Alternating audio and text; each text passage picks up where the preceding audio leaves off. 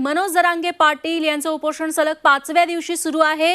त्यांची तब्येत खालावलेली आहे। ग्रामस्थांनी त्यांना पाणी पिण्याचं आवाहन केल्यानंतर आता मनोज जरांगे यांनी घोटभर पाणी घेतलेलं आहे। लोकांच्या आवाहनाला प्रतिसाद देत त्यांनी पाणी घेतलंय। जरांगेंनी पाणी घ्यावं अशी लोकांची मागणी होती आणि लोकांच्या आवाहनाला प्रतिसाद देत आता मनोज जरांगे पाणी प्यायले। मनोज जरांगेंनी घोटभर पाणी घेतलंय। त्यांची तब्येत खालावलेली आहे। त्यांचे हात थरथरतात। त्यांना बोलायला त्रास होतोय। त्यांनी वैद्यकीय उपचारही नाकारलेले आहेत।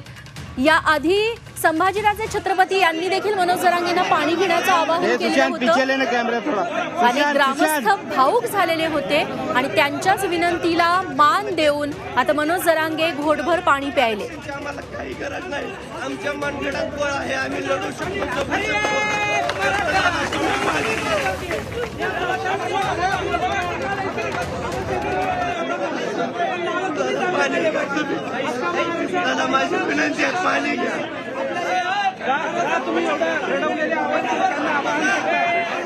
थेट जाऊयात। आमचे प्रतिनिधी विशाल करोळे आता आपल्यासोबत आहेत। विशाल, मनोज जरांगेंनी घोटभर पाणी घेतल्याची माहिती मिळतेय, काय अधिक तपशील?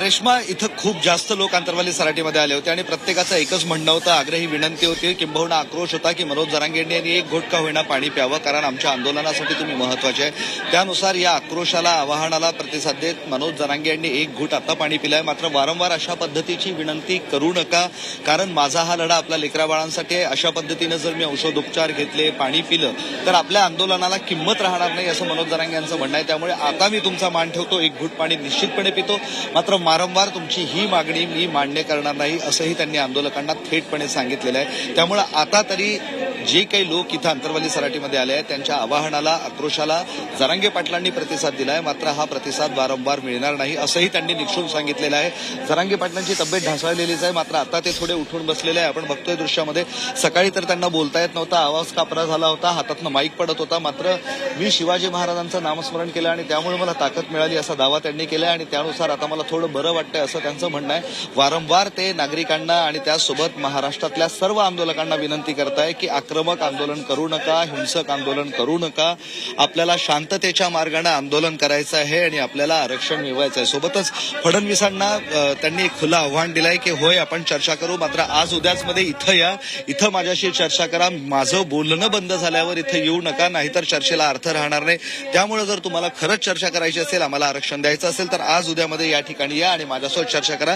हे व्यासपीठ मराठा समाजाचं पवित्र व्यासपीठ आहे आणि याच व्यासपीठावर आपण चर्चा करू आणि मराठा समाजाला न्याय देऊ, असं ते म्हणतायत। रेश्मा, निश्चित विशाल, तुम्ही आपल्यासोबत राहाच। एक महत्वाची बातमी हाती येते, काय आहे ही बातमी आपण सविस्तर बघूयात। मनोज जरांगे पाटलांना पाठिंबा देत राज्यातल्या तब्बल 34 साहित्यिक, लेखक आणि कवींनी सरकारला पत्र पाठवलंय। कुणबी आणि मराठा ही एकच जात आहे। ओबीसीतून कुणब्यांना विदर्भात आरक्षण मिळालंय। विदर्भ आणि मराठवाड्यातील मराठ्यांचे रोटीबेटी व्यवहार प्रचलित आहे। तात्पर्य, कुणबी मराठा एकच जात असल्यामुळे त्या आरक्षणाचा लाभ समस्त मराठा जातीला मिळाला पाहिजे, असं साहित्यिकांचं म्हणणं आहे। राज्यातल्या साहित्यिकांनी आता जरांगे पाटलांना पाठिंबा दिलेला आहे। राज्यातल्या 34 साहित्यिकांनी सरकारला याबाबत रीतसर पत्र लिहिलेलं आहे आणि त्यात हे सगळे तपशील लिहिण्यात आले। ही सगळी मागणी महाराष्ट्र सरकारने लवकरात लवकर मान्य करावी असं आवाहन साहित्यिकांनी केलंय। विशाल, आमचे प्रतिनिधी आता आंदोलनस्थळी आहेत। विशाल, तब्बल 34 साहित्यिकांनी देखील सरकारला थेट पत्र लिहिलंय, जरांगेंना पाठिंबा दिलाय मराठा आरक्षणासंदर्भात, काय अधिक तपशील? रेश्मा, मराठा आंदोलनाला आता सर्व स्तरातून पाठिंबा मिळतोय। कोणी खासदार राजीनामा देतंय, कोणी आमदार राजीनामे देत आहे। तर आता महाराष्ट्रातल्या 34 नामवंत साहित्यिकांनी मुख्यमंत्र्यांना एक पत्र लिहिलंय आणि त्यात त्यांनी स्पष्टपणे सांगितलंय की विदर्भात जी कुणबी जात आहे त्यांच्यासोबत आमचे रोटीबेटीचे व्यवहार असतात, त्यामुळे कुणबी आणि मराठा हे एकच आहेत। मग सरकार सरसकट कुणबी जातीचे प्रमाणपत्र मराठवाड्यातल्या मराठ्यांना द्यायला उशीर का लावतो, अशा पद्धतीचा सवाल त्यांनी केलाय।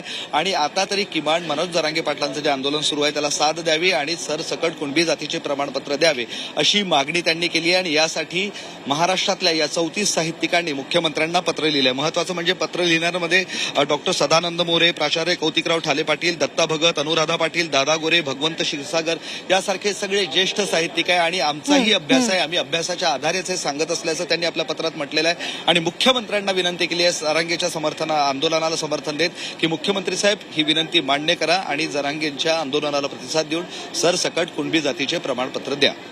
रेश्मा.